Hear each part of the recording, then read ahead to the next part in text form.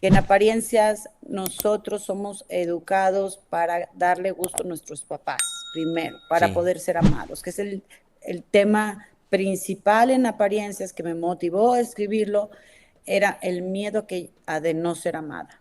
Eso fue lo que me hizo a mí escribir apariencias.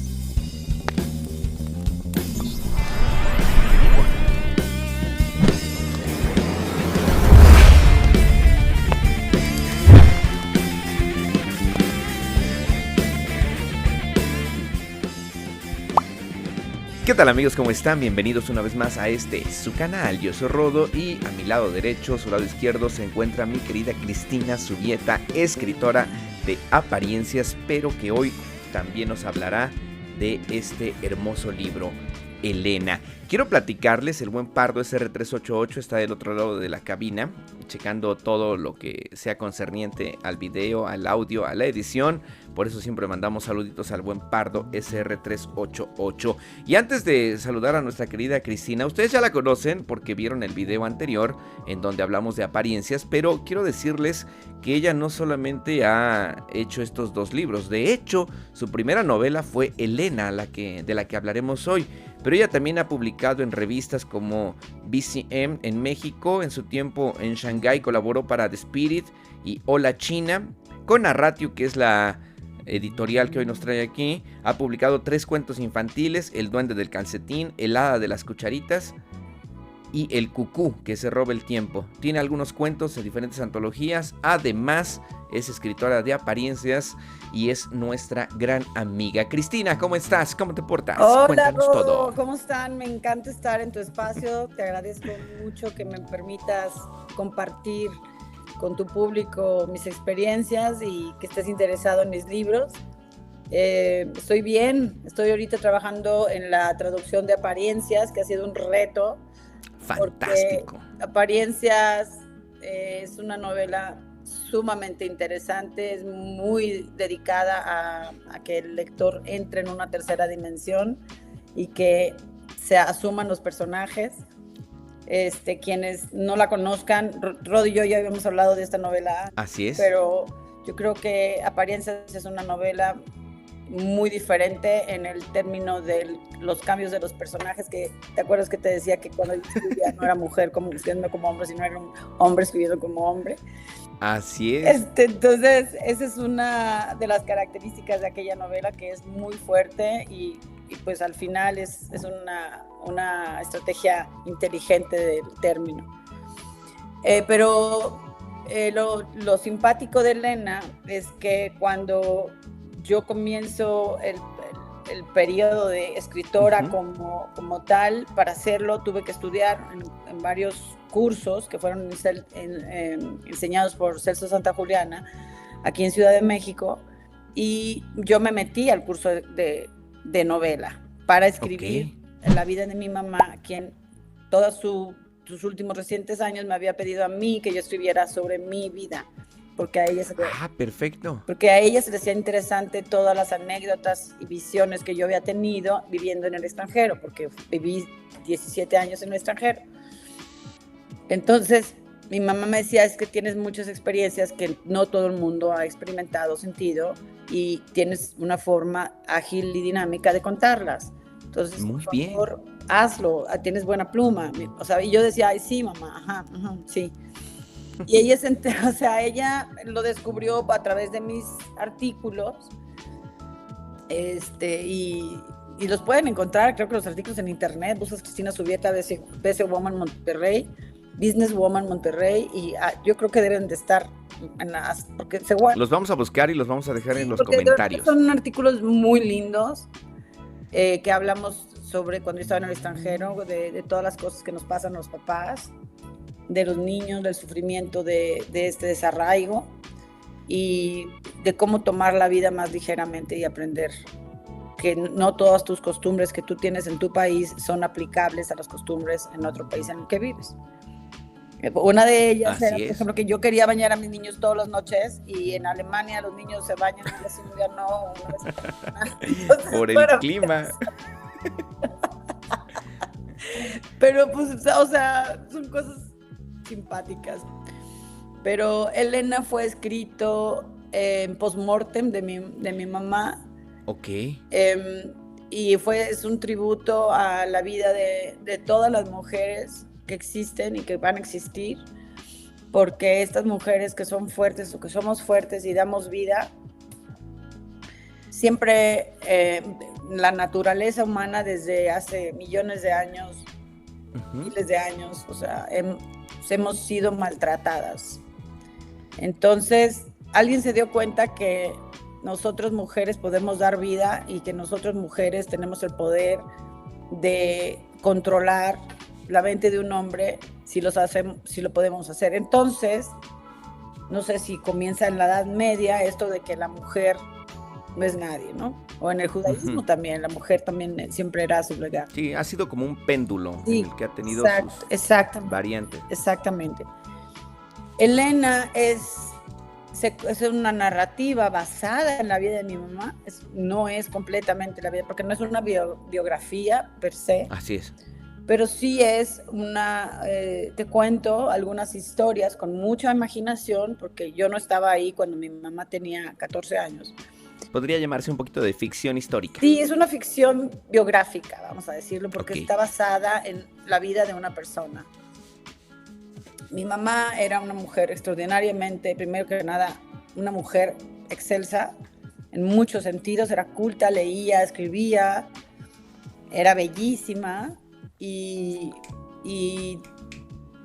tuvo 13 hijos.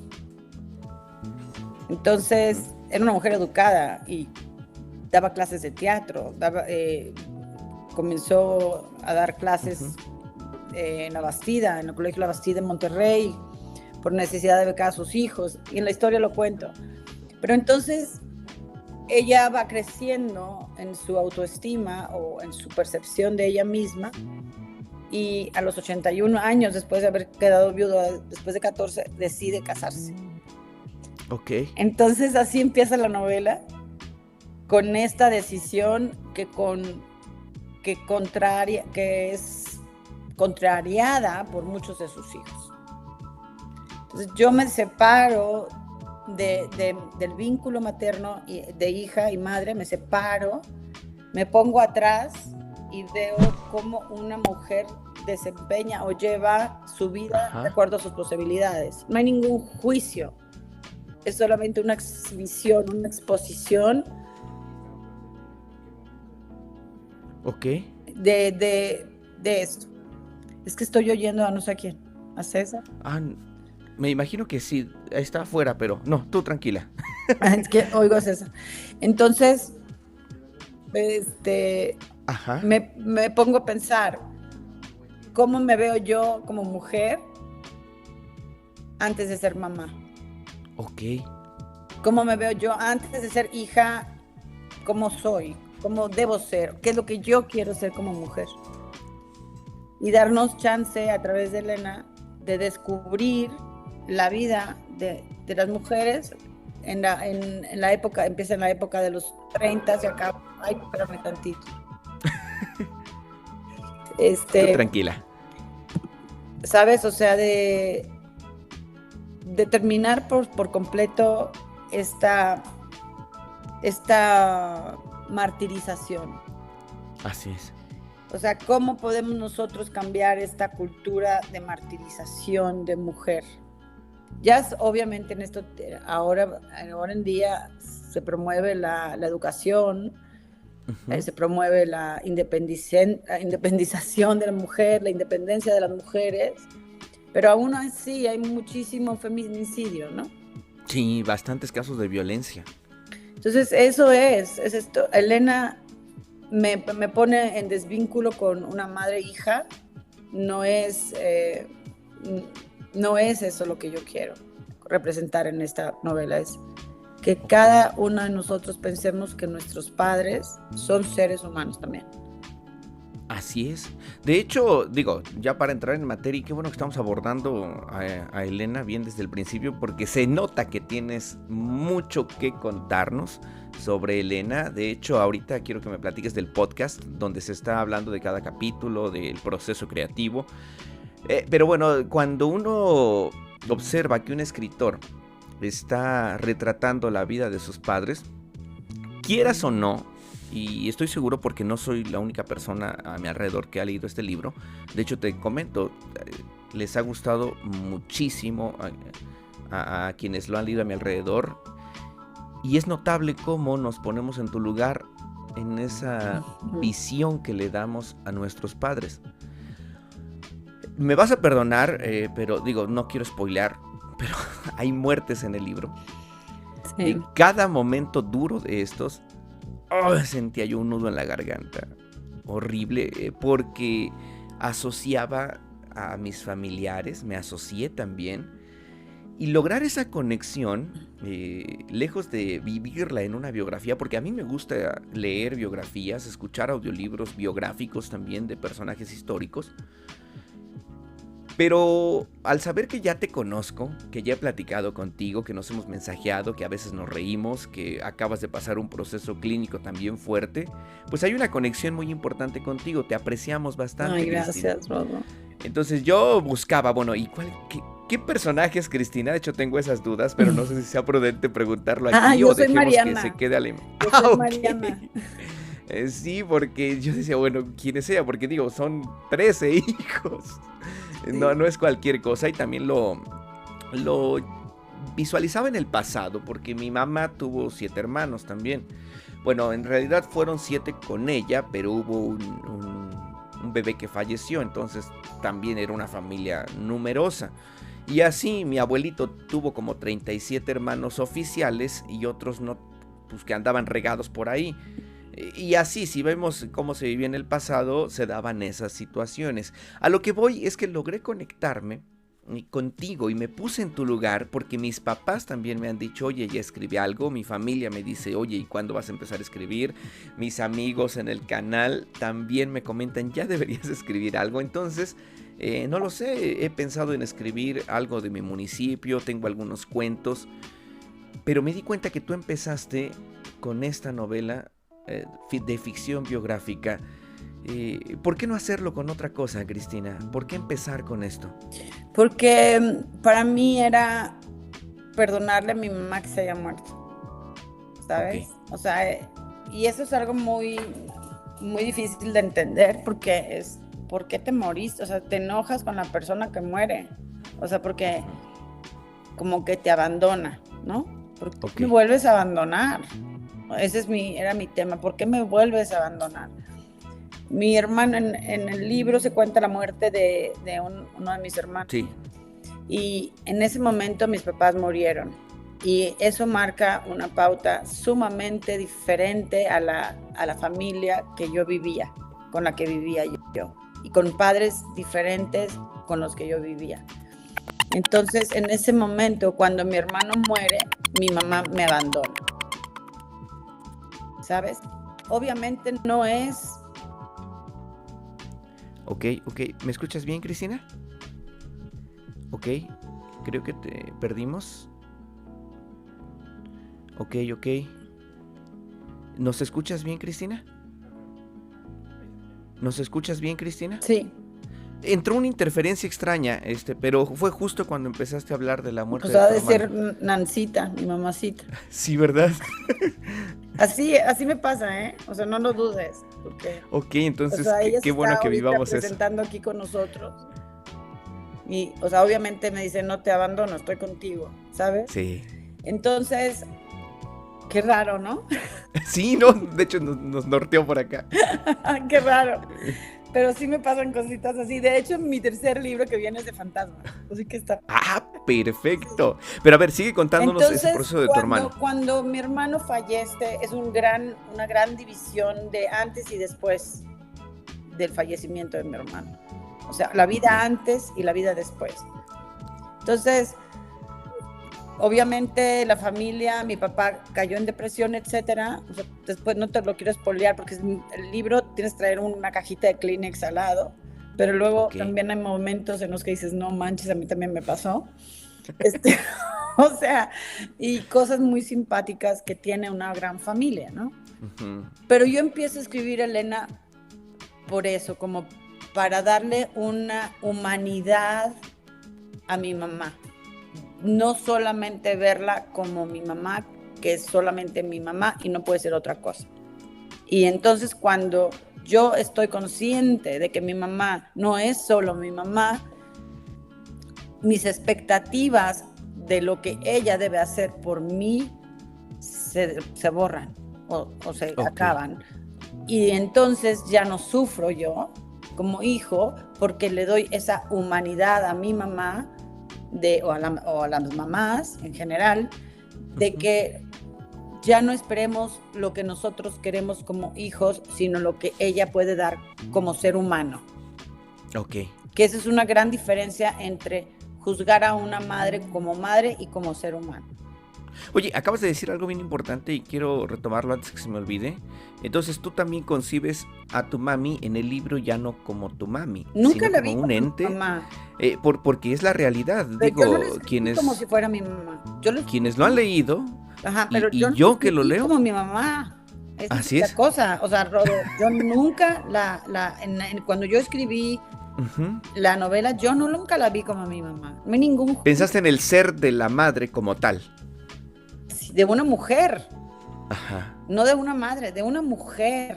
Eso es lo que trato de explicar. O sea, no es mi mamá, es una mujer. Va más allá de la figura materna, sino lo que siente ella, o lo que sintió. O sea, era una mujer.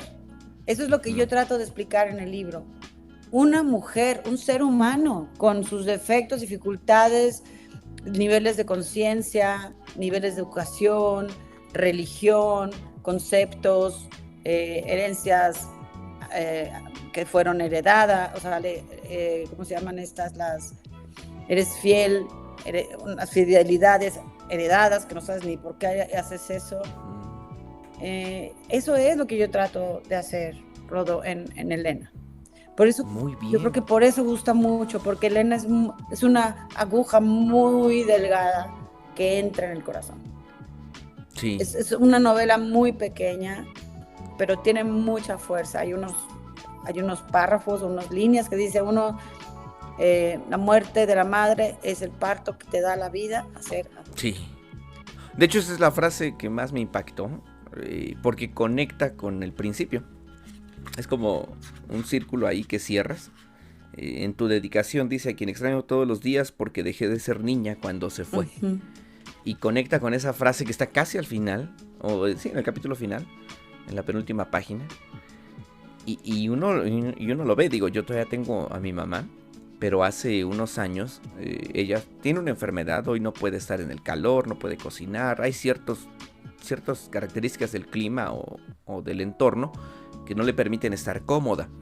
Pero creímos hace algunos años que íbamos a perderla, y en ese momento te cambia la vida. Yo la sigo teniendo, pero sé que cualquier cosa puede pasar, nadie sabe ni tiene las horas compradas, pero sí te mete en un tema de reflexión bastante fuerte leer estas dos frases, la inicial y la final. O sea, a mí me penetró y me sigue taladrando, por eso lo expongo aquí, como no tienes idea, Cristina. Sí, porque yo creo que tenemos como muy prohibido, no sé por qué razón, deberíamos de enseñarle a los niños desde chicos que algún día tus papás o alguien cercano a ti va a morir. Sí. Y tenemos tan presente la muerte en México, y sin embargo, no la asumimos. Sí, también somos una cultura de muchos prejuicios.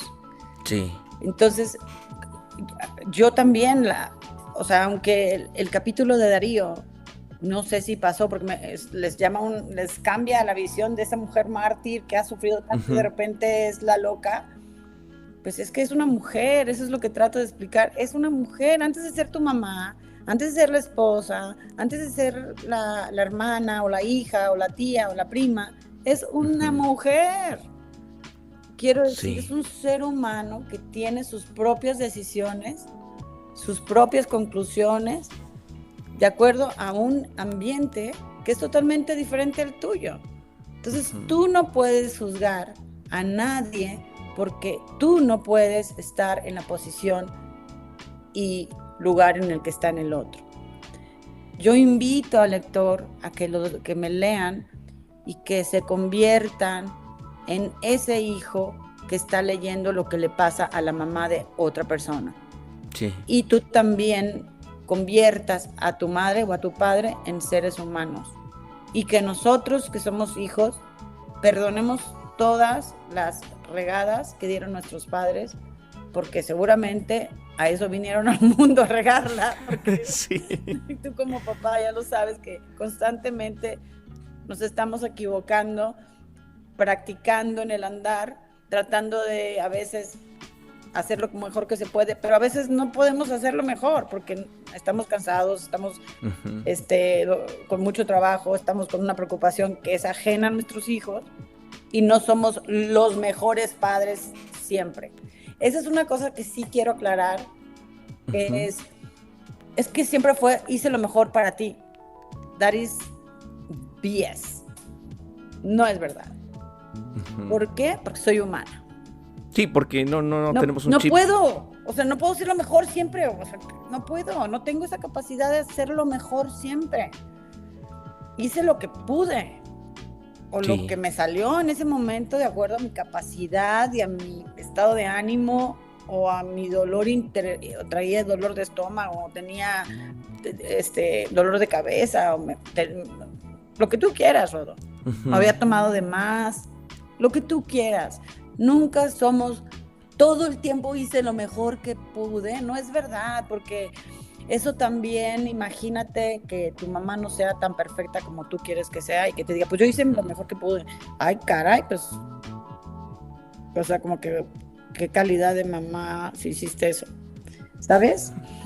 Esa frase a mí me retumba, porque yo sé ahora que mi mamá no hizo lo mejor que pudo, hizo lo que pudo. Sí. That's it. No le pongas lo mejor. Siempre hizo lo que pudo y no fue con la intención de lastimarte. Eso es otra. Nunca hacemos los papás algo con la intención de lastimar a nuestros hijos. Eso es barbárico. Y si es así, entonces tienen una enfermedad esas personas. Así es. Sí, pero naturalmente los papás que somos papás así, nadie es normal, pero me refiero a no tienes una enfermedad psicológica o psiquiátrica. Tratamos de hacer lo que se puede en el momento con lo que tenemos. Continúa. Para educar a los hijos, para que tengan un buen futuro y que sean buenos seres humanos. Si el método no estuvo bien o tienen traumas por el método, que yo tengo muchos traumas por el método, pero resulta que gracias a esos traumas soy consciente, me conmueve más las condiciones de otras personas, ¿sabes? Empatía. Exactamente. Compasión. Entonces, eso es lo que yo quiero en Elena. Compasión. Tener compasión a los padres que la regamos. Sí, perdón, la regué. O sea, de verdad, la regué muchas veces, sí. Pero nunca fue con la intención de lastimarte. Eso es lo que hay que aprender en Elena. Elena era una mujer que tuvo 13 hijos. Imagínate, a mí me decían tú, porque ni sabían cómo me llamaba. Sí. Cristina, Jorge, Juan, no. Tú. Yo creo que me llamó Tutu. ¿Qué crees? Eso mismo me lo platicaba mi mamá, que a veces así, órale, ven acá. Exacto. Ya, chamaco, ven para acá. Como te llames, necesito que vengas aquí, ¿no? Entonces, obviamente no es por falta de amor, no es eso, no es por falta de amor, pero son otras circunstancias, o sea, son... Sí. Entonces yo en Elena encuentro esta belleza de perdonarme a mí por todas las regadas que yo di como madre y alabar porque también mi mamá la regó en muchas cosas, pero pues no las voy a poner en público. Pero mi mamá era una mujer muy vanidosa, por ejemplo, extremadamente vanidosa, que sí se llega a ver en el libro un poco donde se está arreglando y las uñas y la madre, o sea, sí. Sí, no, en el proceso que empieza a trabajar en Nuevo León, ¿no? Ella o sea, súper arreglada todo el tiempo, muy bonita, o sea, se hace una cirugía plástica para verse mejor. Entonces, sí era muy vanidosa. Entonces, a nosotros como hijas nos forzó o nos daba la certeza de que siendo delgadas como ella y manteniendo la figura bonita, ibas a tener éxito en la vida, según sus estándares. Lo que a mí me dañó profundamente, y lo que yo hice a mi hija con eso también. Ah, ok. ¿Sabes? Ese trauma de que tienes que estar delgada, no puedes comer todo, porque la mujer no puede ser gorda. Entonces, por ejemplo, es un ejemplo, ¿no?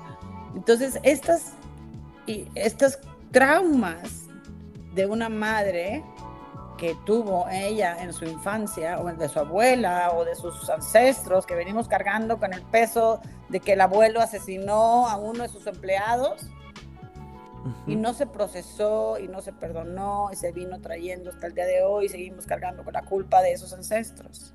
Entonces hay que hacer Yo he comenzado muchísimo a meditar, a hacer una paz interna para colocarme de nuevo en mi lugar. Porque lo que pasa conmigo, Rodo, por eso escribo así, como muy intenso, es que yo me convierto en el personaje en ese momento. Sí, se nota. Entonces yo me tengo que regresar a Cristina otra vez, porque si no me pierdo en ese mar de palabras que describen una historia que está bien hecha, pero por Cristina está tomando posesión de Elena, o está tomando posesión de alguno de los chicos que están participando en la familia. Entonces yo me tengo que centrar de nuevo en mí, porque es muy desgastante dejarte ir en los personajes. Tengo que reconectarme conmigo. Y eso es un trabajo, no sé si a todos los autores les pase, pero a mí sí. No lo creo, porque yo he notado que hay otros escritores, digo, porque hemos tenido la oportunidad de platicar con bastantes, que ven de modo distinto su proceso creativo. Y eso es interesante, porque cada uno es distinto. A pesar de que el molde sea similar del ser humano, la diversidad es inmensa. Entonces es bonito escucharte, porque esa misma pasión que tienes al hablar, esa misma pasión con la que nos envuelves, digo, yo estoy anonadado con todo lo que estoy escuchando. Ya quiero que esto salga al aire. No creo que tarde mucho, tenemos ahorita unas cuantas entrevistas atrás, pero es fantástico, porque es lo mismo que se siente con tus libros. El remolino que es Apariencias es muy agresivo, pero el remolino que es Elena es muy emotivo. Exacto. Y eso es, el otro día me preguntabas, oye, ¿qué te parecieron? ¿Cómo ves los dos? Y yo te dije, pues es que no puedo compararlos, porque son cosas distintas. Uno es amor y el otro es venganza, odio. O sea, pero hoy veo la transversalidad que tienen ambos, que es la intensidad. Y esa emana de ti y de la emoción que sientes y del proceso que estás viviendo personal, y que se puede vivir a cualquier edad, en cualquier etapa. Hace unos días alguien me aconsejaba el cómo educar a mi hija. No recuerdo específicamente las frases, pero me decían, tú en tus deficiencias estás aceptando a un ser que es mucho más deficiente que tú, que es tu hijo o tu hija. Entonces tú te entiendes como un ser que no está completo, con la intención de tratar de completar a un ser que está más incompleto que tú, y que tal vez necesite tanto o más de lo que necesitas tú. Entonces, cuando te concibes como ese padre que no es perfecto, entiendes que tienes que hacer lo que puedas. Y hoy tú le estás dando vida a ese consejo que me dieron con lo que me estás diciendo. Pues yo no creo que yo difiero en que nuestros hijos son menos, o sea, eso es un tema de apariencias también. Okay. Y yo con apariencias he dicho en algunas otras conferencias que en apariencias nosotros somos educados para darle gusto a nuestros papás primero, para poder ser amados, que es el tema principal en apariencias que me motivó a escribirlo, era el miedo de no ser amada. Eso fue lo que me hizo a mí escribir apariencias. Okay. El miedo a no ser amado te conduce a hacer tal y cual cosa que no es natural a mí, pero para que otros seres humanos me acepten y me amen, tengo que comportarme de cierta forma. Entonces vamos encaminando nuestra naturaleza hacia las expectativas de los demás.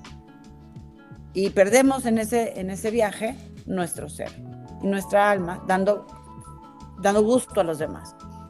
Yo no creo que nuestros hijos sean deficientes. Okay. O sea, no, yo no creo eso. Nuestros hijos son nuestros maestros, son más grandes aún que nosotros. Y así los debemos de ver, como maestros, y amarlos y respetarlos como si fueran nuestros maestros, con todo el respeto y amor y paciencia como se debe hacer. Y yo creo que por eso la vida y la muerte están tan conectados, tanto filosóficamente como en una posible realidad que podamos interpretar, porque así como tú lo mencionas, que uno deja de ser niño cuando muere la madre, también uno cambia cuando nacen nuestros hijos. No, bueno. No. Cuando nació Sofía, mi primera hija, dije,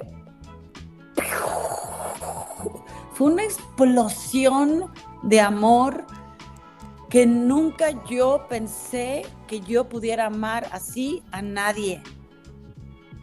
O sea, el amor a mi marido era increíble, pero a mi hija es, si le haces algo a mi hija, te mato. O sea, eso es el tema. O sea, yo no me sabía que podías asesinar a alguien, ¿sabes? Yo no me sabía capaz de ese instinto. Pero cuando nace Sofía, nace conmigo un instinto que no tenía. Un amor incondicional, un amor generoso, un amor apasionado, un amor ilusionado. O sea, tan así, tan enamorada eres de esta criatura que acabas de ver, que oyes una canción y piensas en tu hija o en tu hijo.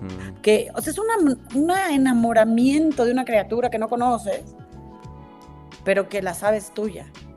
Entonces, para mí eso es lo más increíble, el rompimiento de tu individualidad.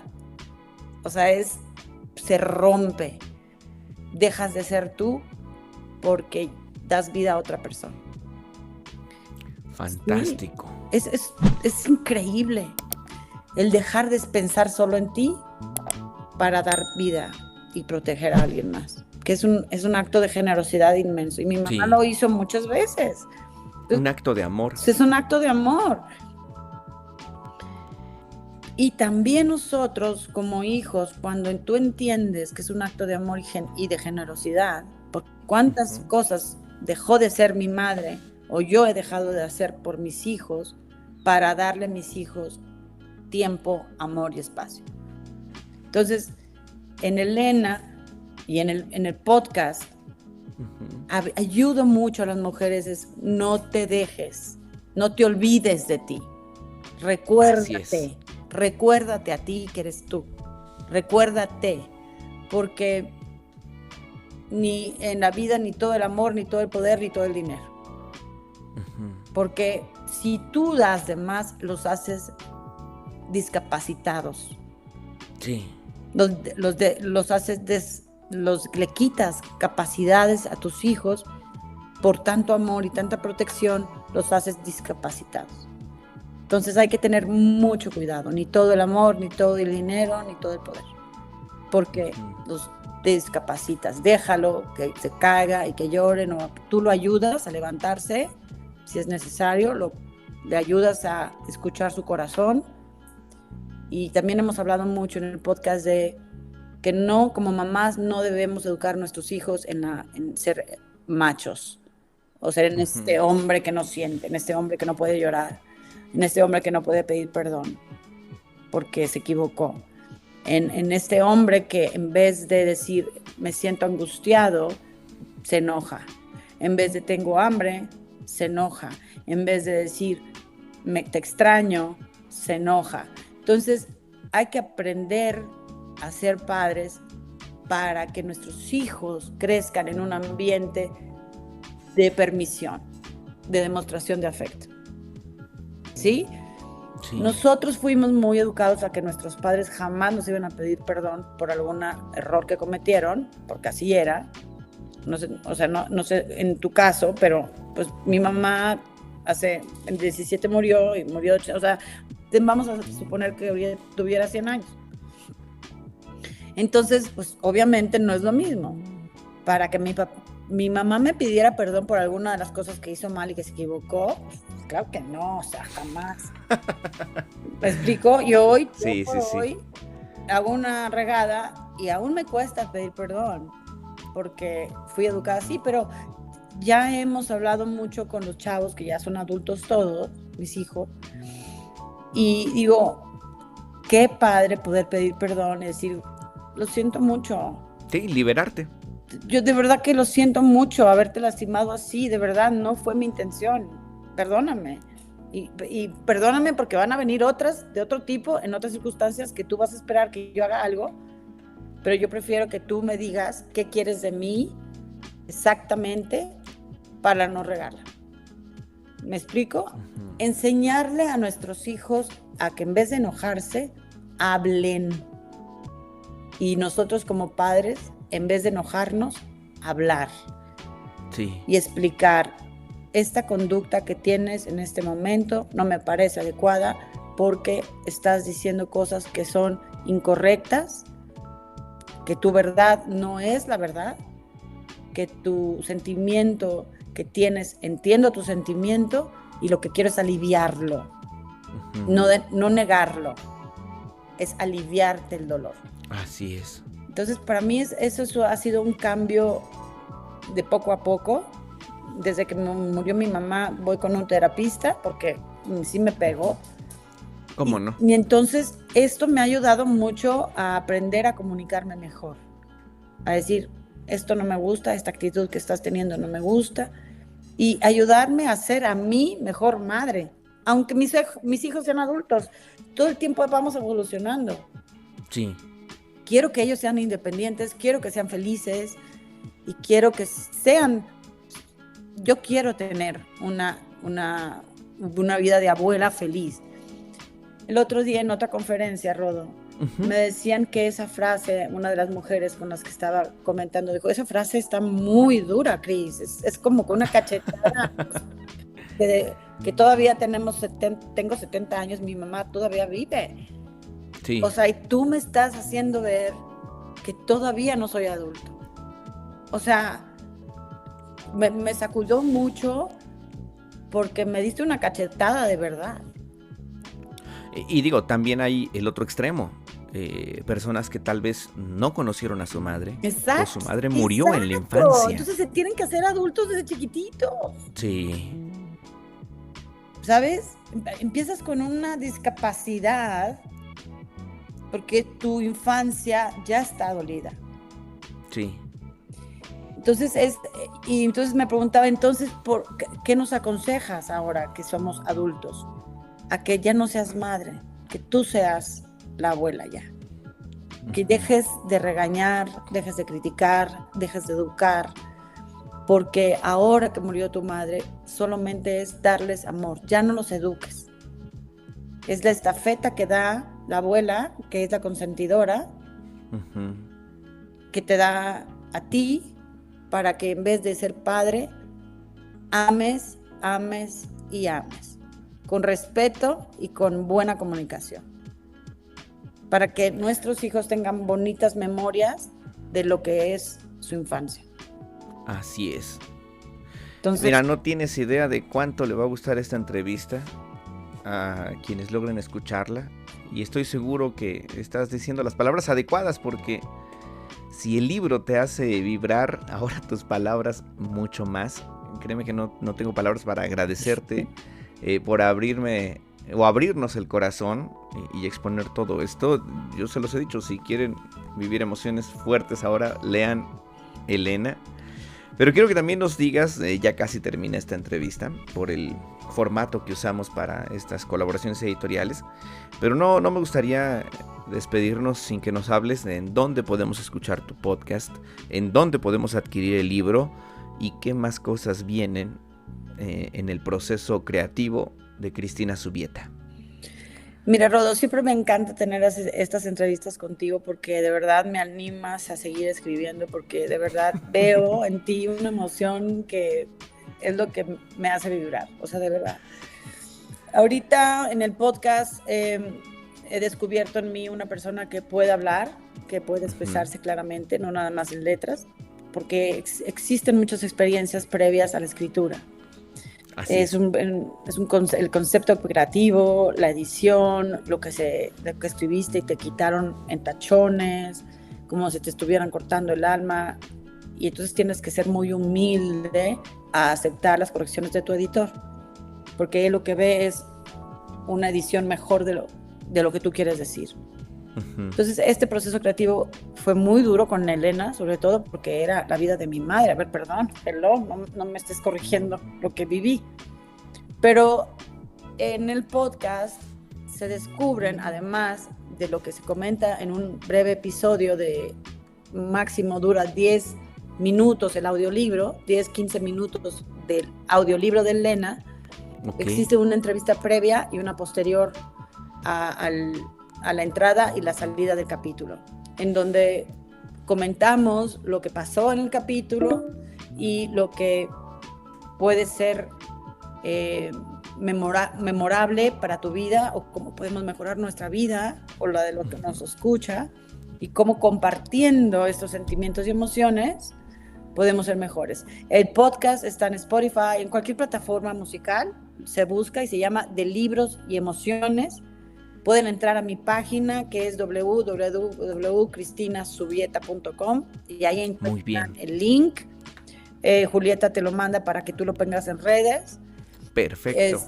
Y el podcast es eso, ¿no? Voy comentando un poco antes y después con Lucila Cetina, que es la que me invita en su podcast a hacer Elena, y ha sido un descubrimiento maravilloso porque nos reímos mucho, a pesar... ¡Qué bueno!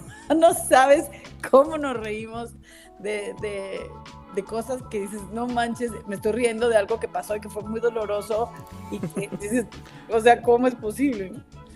Pero sí nos reímos porque a veces nos creemos que estamos solos habitando un planeta en donde no hay nadie más. Y eso no es verdad. Descubro yo cuando escribo que estoy sola en un planeta en donde yo creo que no hay nadie más, y cuando comparto esta emoción o este sentimiento, encuentro en mis lectores una alianza y una protección, una red de ayuda en donde nos hacemos cómplices de una misma emoción. Entonces ya no estoy sola, no estoy loca, ¿verdad? Entonces eso sirve, para eso sirve Elena, para decir, no estoy loca, lo he sentido, lo he vivido, me conecto con esta persona. Es muy bonita, Elena, es muy poético además. Pero en el podcast es este conocimiento del autor, las vivencias del autor que hacen posible el escribir Elena. Fantástico. Mira, Cristina, lamentablemente el tiempo ya se nos ha agotado, pero me gustaría primero agradecerte por siempre tener tanto carisma al momento de platicar con nosotros, y en segundo lugar, pues dinos dónde pueden o podemos adquirir Elena. Elena pueden adquirirlo, ya no se queden con las ganas. En cualquier librería en el país lo pueden encontrar, y si no, por ejemplo, está el Gandhi, Péndulo, El Sótano, Gonville, Gonville en Guadalajara, o lo buscan en mi página www.cristinasubieta.com, se venden en línea, yo se los firmo y se lo envío en la República, yo lo envío gratuitamente a cualquier lugar con mi firma y autógrafo. Si se lo quieren comprar a través de mi página, también se puede. Pero fantástico. Si lo quieren tener ya y recibirlo ahorita, pueden ir a Gonville y lo pueden comprar, o lo pueden ir a Gandhi y posiblemente se lo vayan a enviar. Lo pueden comprar en Amazon también, lo pueden comprar en Kindle, que sea digital. También está la versión en inglés. O sea, estamos haciendo lo posible porque se distribuya y que se conozca esta historia. Fantástico. Yo estoy en redes nosotros... como Cristina Subieta, escritora, en Instagram y en Facebook. Y nosotros estamos haciendo lo propio para seguir promocionando tu trabajo y en especial este día y estas semanas, Elena, porque estaremos subiendo mucho material con este libro, así que vayan a por él. Querida Cristina, se ha terminado lamentablemente esta charla. A mí me encantaría quedarme horas contigo. Después haremos un podcast, pero ese quiero que lo hagamos presencial, ya sea en donde vives tú o aquí donde vivimos, pero tiene que ser nuestro siguiente proyecto. Eso, me encantaría porque siento muy bonita conexión contigo. Gracias, Creo Cristina. que eres una persona muy sensible y que haces preguntas adecuadas, porque he tenido otras preguntas que no son lo que yo espero de un lector, la verdad, y me encanta que seas tan sensible para entender al autor que te está compartiendo un poco de su vida. Te lo agradezco mucho. Digo, leer te permite un viaje en el tiempo, porque a veces leemos a escritores que ya no están en este plano terrenal. Y pues, ¿por qué no aprovechar a los escritores que sí tenemos? Y una escritora grandiosa eres tú, por eso siempre es un placer platicar contigo. Pues, amigas, amigos, lamentablemente se ha terminado. Si quieren más de Cristina Subieta, vayan a seguirla en sus redes sociales, vayan a escucharla en el podcast, lean sus libros.